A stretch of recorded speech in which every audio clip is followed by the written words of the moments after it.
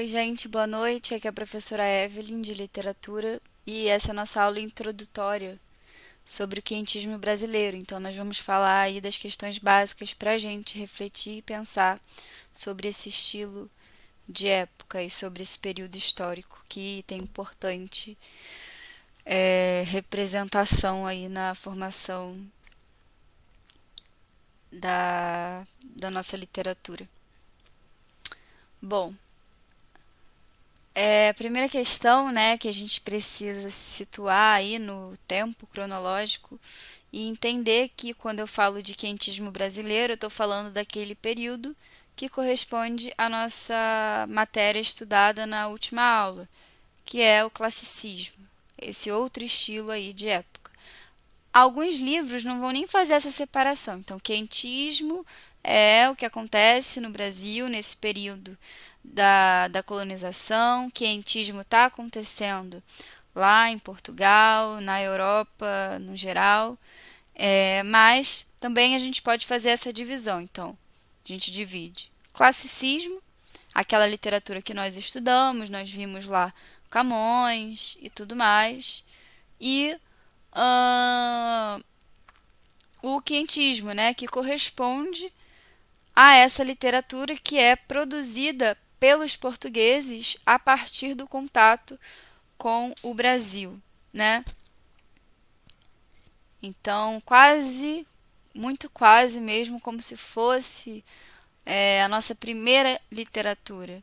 Sendo que isso é muito complicado de dizer, porque vale lembrar que esse território, né, é um território indígena e que as produções, poesia, expressões artísticas aconteciam muito antes da chegada dos portugueses, mas como esse pensamento europeu traz essa ideia da escritura, então o que está escrito é o que vale, né, acaba que a gente começa a estudar daqui.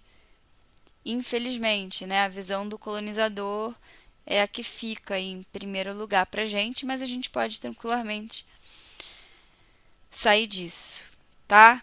Bom, dito isso, só para a gente se situar aí, então a gente tem o contexto histórico, a gente já sabe, né? Falamos lá na última aula do século XVI. Vale lembrar que isso nunca é muito certinho assim, que obviamente essa literatura ela vai reverberar, né?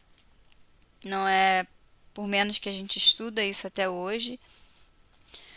Então, aquele período do Renascimento, a cultura humanística, o capitalismo mercantil, toda essas ideias novas, né? Todas essas ideias novas, essas novidades que estão fazendo com que o globo gire aí de um jeito diferente. E aqui no Brasil, para a gente falar do quentismo, a expansão ultramarina para o Brasil, né? O Brasil, como eu coloquei aí. Então, no caso do quentismo, sobretudo, a gente precisa pensar nessa expansão ultramarina, nesse contato do colonizador com os indígenas a partir desse processo de dominação, de exploração e tudo mais. Outro tópicozinho que eu coloquei aí é a introdução da cultura europeia em terras brasileiras, né? Que é isso que eu falei agora.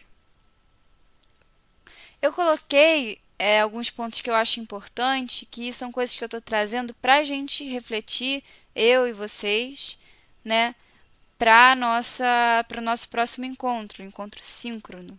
Então, para que vocês possam pensar um pouquinho, eu também repensar essas questões e o que a gente tem para falar sobre isso. Aí, né, a condição colonial, que eu coloco sempre que a gente estuda quentismo brasileiro, a gente precisa pensar nessa condição colonial. Então, que condição é essa? Né? Uma condição de aculturação dos povos originários, de visão do indígena como um outro, então esse outro que é um outro é dado como um outro inferior, que precisa ser ensinado, né? Que precisa aprender a moral do homem branco europeu. E o que isso diz sobre a formação da nossa cultura?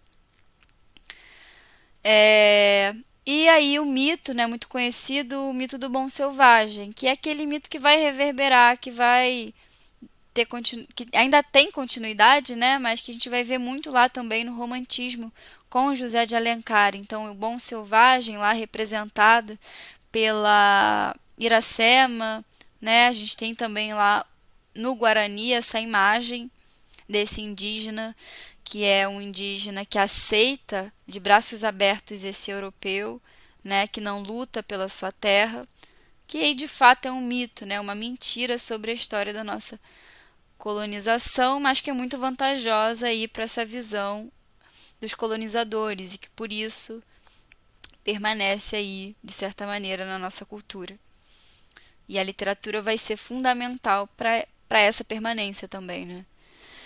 Aí aqui eu tirei, né, para a gente discutir um pouquinho sobre isso, um trecho muito famoso, a maioria deve conhecer, do diário de navegação do Pero Lopes de Souza, que é, né, uma figura aí do que a gente vai chamar de crônica de viagem e tudo mais. Nesse trecho ele vai dizer que o povo indígena, né, é um povo que tem uma língua que não tem F, nem L e nem R, né? E aí ele faz esse jogo aí, dizendo que seria um povo sem fé, sem lei e sem rei. Mais uma coisa aí pra gente refletir sobre esse processo.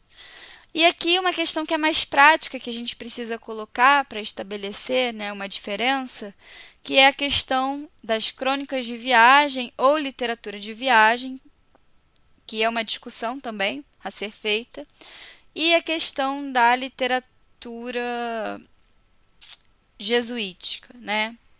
Então, a literatura de viagem, as crônicas de viagem são esses documentos, né, que são estudados até hoje, como a Carta de Pero Vaz de Caminha ao rei Dom Emanuel, o Diário de Navegação do Pero Lopes de Souza.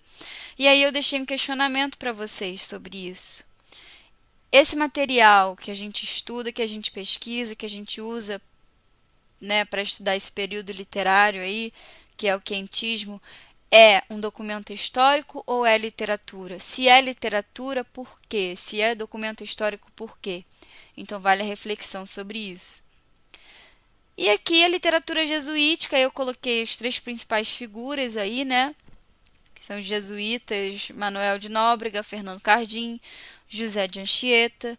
E por que que o José de Anchieta é o que a gente mais estuda? O que que tem aí na escrita do José de Anchieta que faz com que a gente entenda esse documento como literatura jesuítica, né? Então, isso tudo é para a gente pensar, certo? Esses são os pontos principais.